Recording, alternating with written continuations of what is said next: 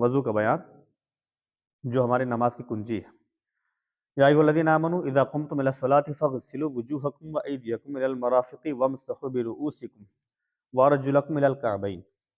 اے ایمان والو، جب نماز کو کھڑے ہونا چاہو تو اپنا منہ دھو اور کہنیوں تک ہاتھ اور سروں کا مسح کرو اور گٹوں تک پاؤں دھو۔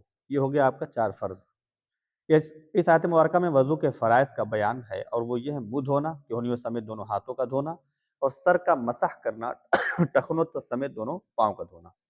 حدیث پاک میں وضو کی کیا فضیلت ہے؟ حضور اکرم صلی اللہ علیہ وسلم نے فرمایا کہ جب آدمی وضو کرتا ہے تو ہاتھ دھونے سے ہاتھوں کے اور چہرہ دھونے سے چہرے کے اور سر کا مسح کرنے سے سر کے اور پاؤں دھونے سے پاؤں کے گناہ جھڑتے ہیں۔ سبحان اللہ۔ ایک اور حدیث پاک میں ایک حضور جان رحمت صلی اللہ علیہ وسلم نے فرمایا: جنت کی کنجی نماز ہے اور نماز کی کنجی وضو ہے۔ ہمیشہ باوضو رہنے والے کو کون سی فضیلتیں ملتی ہیں؟ ملائکہ اس کی صحبت میں رغبت کریں، فرشتے قلم اس کی نیکیاں لکھتا رہے گا، اس کے اعضاء تسبیح کریں، سبحان اللہ، اس سے تکبیر اولیٰ فوت نہ ہو، یعنی جو وضو سے رہے گا اس سے تکبیر اولیٰ بھی نماز کی فوت نہ ہوگی۔ جب سوئے اللہ پاک کچھ فرشتے بھیجے کہ جن و انس کے شر سے اس کی حفاظت کریں، انسان کی شر سے، انسانوں کے شرارت سے اور جناتوں کی شرارت سے اللہ تعالیٰ جو باوضو ہوتا ہے اس کی حفاظت کرتے ہیں، اور سکرات موت اس پر آسان ہو، موت کی تکلیف، اور جب تک باوضو ہو امان الہی میں ہے۔ بڑی بات ہے، بہت بڑی بات ہے۔ وضو سے پہلے نیت کرنا، بسم اللہ شریف پڑھنا، یہ عملی طریقہ بتا رہا ہوں۔ پھر مسواک کرنا سنت ہے۔ پانی چپڑنا یعنی اچھی طرح مل لینا، خصوصاً سردیوں میں، ٹھنڈی کے موسم میں پانی وغیرہ پہلے چپڑ لینا چاہیے ہاتھ وغیرہ میں خوب اچھے سے۔ کیا ہوتا ہے؟ پھر پانی آسانی سے پہنچ جاتا ہے، پانی کم خرچ ہوتا ہے۔ ہاتھ پہنچو یعنی کلائی تک 3 بار دھونا، 3 مرتبہ کلی کرنا، 3 بار ہاتھ دھونا، پھر 3 مرتبہ کلی کرنا، 3 مرتبہ سونگھ کر ناک میں پانی چڑھانا، اس احتیاط سے کہ پانی دماغ تک نہ چڑھ جائے کیونکہ یہ نقصان دہ ہے۔ سونگھ کر، اور 3 مرتبہ چہرہ دھونا، 3 مرتبہ کہنیوں سمیت دونوں ہاتھ دھونا، پورے سر کا مسح کرنا، ٹخنوں سمیت دونوں پاؤں دھونا 3 مرتبہ، وضو کے بعد کی دعا پڑھنا۔ اب اس میں آپ سمجھ لیجئے، جو لوگ ہاتھ دھلتے ہیں ان کا اکثر بیشتر حصہ یہ والا حصہ دھلنے سے رہ جاتا ہے۔ اگر یہ رہ گیا تو آپ کا وضو ہوا نہیں، نماز کبھی نہیں ہوگی۔ تو ہاتھ دھلنے میں بہت احتیاط کریے، پورا ہاتھ اس طرح پانی پہنچ جائے، ٹھیک ہے؟ اور ہاتھ کوشش کرے کہ اس طرح نل اگر دھلنا تو اس طرح نل کا پانی ایسے گرے ہاتھ پر، ایسے نہیں، کیونکہ یہ بال کا جو رخ ادھر ہی کا ہے، تو اگر رواں کے برابر بھی چھوٹ گیا بھیگنے سے تو وضو نہیں ہوگا، کیونکہ یہ فرض ہے، ٹھیک ہے؟ تو ایسے دھلیں گے تو رواں جو ہے الٹی طرف ہو جاتا ہے اور سارا جسم، ہر جلد، پوری جلد جو ہے دھلا جاتی ہے۔ نیت کرنا یہ سنت ہے، بسم اللہ پڑھنا وضو کی سنت ہے۔ دونوں ہاتھ پہنچو تک 3 بار دھونا، 3 بار مسواک کرنا، 3 چلو سے 3 بار کلی کرنا، روزہ نہ ہو تو غرغرہ کرنا، 3 چلو سے 3 بار ناک میں پانی چڑھانا، داڑھی ہو تو احرام میں نہ ہونے کی صورت میں اس کا خلال کرنا۔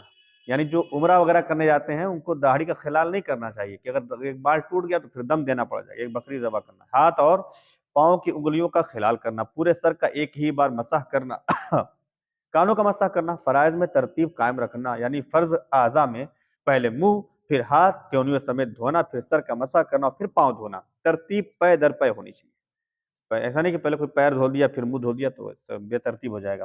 پے در پے وضو کرنا، یعنی ایک عضو سوکھنے نہ پائے کہ دوسرا دھو لینا، دوسرا عضو دھو لینا۔ ایسا نہیں کہ منہ دھل لیا، اب 5 منٹ بات کر رہا ہے پھر منہ سوکھ گیا پھر یہ دھلنے آ گیا، ایسا نہیں، ابھی سوکھنے نہیں پائے ترنت یہ دھلنا ہے۔ پھر وضو توڑنے والی کون سی چیز ہے؟ ایک حدیث مبارکہ ملاحظہ کیجئے کہ مالک و مختار صلی اللہ علیہ وسلم کا فرمان ہے کہ تم میں سے کسی کا وضو ٹوٹ جائے تو جب تک وضو نہیں کرے گا اس کا نماز پڑھنا جائز نہیں ہوگا۔ ان چیزوں کی وجہ سے وضو ٹوٹ جاتا ہے اور نماز پڑھنے یا قرآن کریم چھونے کی اجازت نہیں ہوتی۔ پیشاب کرنا، پاخانہ کرنا، ہوا خارج ہونا، بدن سے خون یا پیپ کا نکل کر بہہ جانا، آنکھ یا کان کے اندر دانہ پھٹا اور پیپ باہر نہ نکلی تو وضو نہیں ٹوٹے گا، دھیان رکھیے گا اس مسئلے پہ۔ خون یا پیپ وغیرہ کی ایسی الٹی ہونا جسے عموماً روکا نہیں جا سکتا، وضو ٹوٹ جائے گا۔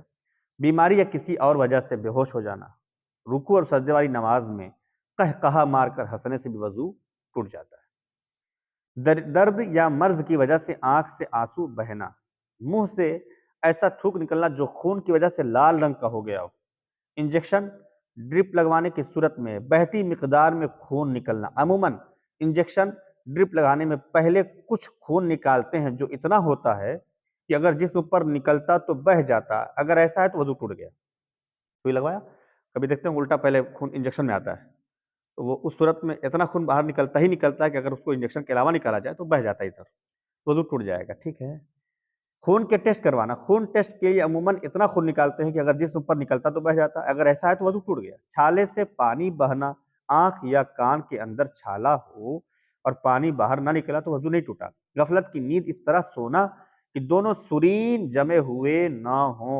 अब इसमें एक मसला आपको समझा दें खाली कि ये सारा समझ चुके हैं, सिर्फ एक समझ में आपको नहीं आया, वो है कि कान आंख के अंदर आंख या कान के अंदर दाना फटा और पीप बाहर ना निकली तो वजू नहीं टूटेगा। नीचे पढ़ा आपने आंख या कान के अंदर छाला हो और पानी बाहर ना निकलना तो वजू नहीं टूटेगा। उसकी क्या वजह है? और जहां कहीं जैसे यहाँ पे पानी छाला था, बहा, वजू टूट गया, खून निकला, वजू टूट गया। कान जो है, कान के अंदर वाला हिस्सा, ये वजू में धोना फर्ज नहीं है। वजू कब टूटेगा? जिन आज़ा का वजू में धोना फर्ज हो, जिन आज़ा का, जितने हिस्सों का वजू में धोना फर्ज है, ये चेहरा धोना फर्ज है, ये कोहनी समेत धोना फर्ज है, सर का मसा फर्ज है, पैर धोना फर्ज है। इन हिस्सों पर अगर खून निकल कर बह गया, इन हिस्सों पर, तो वजू टूट जाएगा। कान के अंदर का हिस्सा वजू में धोना फर्ज तो है नहीं, इसलिए उसमें छाला निकल कर बह जाए, खून बह जाए, उससे वजू नहीं टूटेगा।